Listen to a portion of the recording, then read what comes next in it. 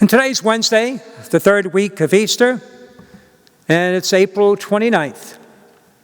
There broke out a severe persecution of the church in Jerusalem, and all was scattered throughout the countryside of Judea and Samaria, except the apostles. Devout men buried Stephen and made a loud lament over him. Saul, meanwhile, was trying to destroy the church, entering house after house and dragging out men and women, handed them over for imprisonment. Now those who had been scattered went about preaching the word. Thus Philip went down to the city of Samaria, proclaimed the Christ to them.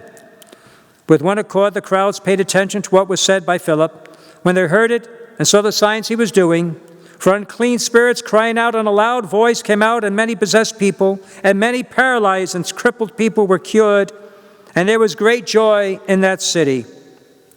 The word of the Lord. Thanks be to God. And there was a good lady, a pious lady, maybe even we call a holy lady, who loved God and loved to pray.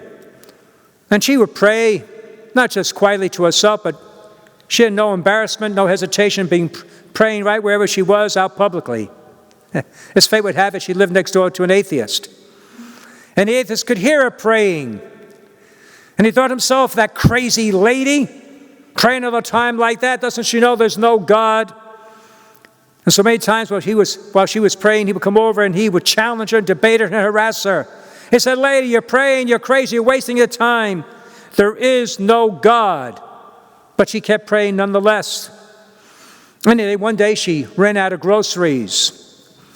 And what was apt to do, a moment of faith, she began to put that into prayer as well, asking God to fill her cupboards with food. And she prayed, and well, the atheist heard her praying. And he said, aha, I'll fix her. And so what he did, he went to the grocery store. Oh, he bought groceries. Oh, did he buy? Oh, a big stack of groceries.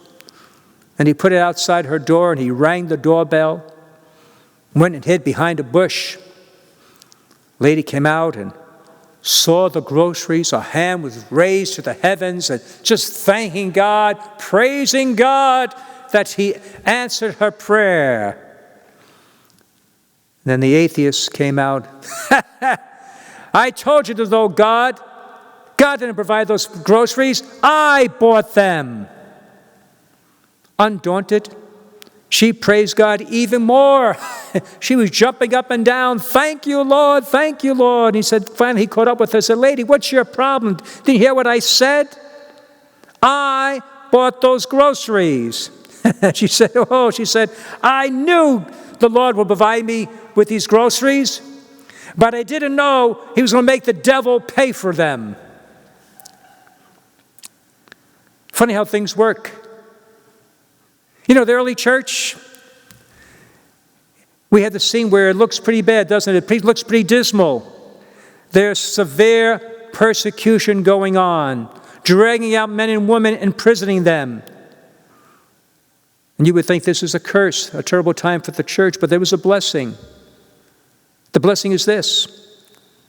They scattered. They got out of town. But they didn't keep their mouth shut. So they went to different locales, different regions, and Samaria for one, for example, and they began preaching the good news, preaching the gospel. And so, rather than inhibiting the gospel, because of the persecution, God used the devil, in a sense, to spread it to other peoples. You see how that works? God uses everything. What seemingly a terrible, situation became a blessing. I think even this virus we're going through is a blessing. And many things that, are not too good about it. I'm sorry for those who are sick and those who lost their lives. I don't mean to dismiss that or minimize it. But I bet there's many blessings that we are getting.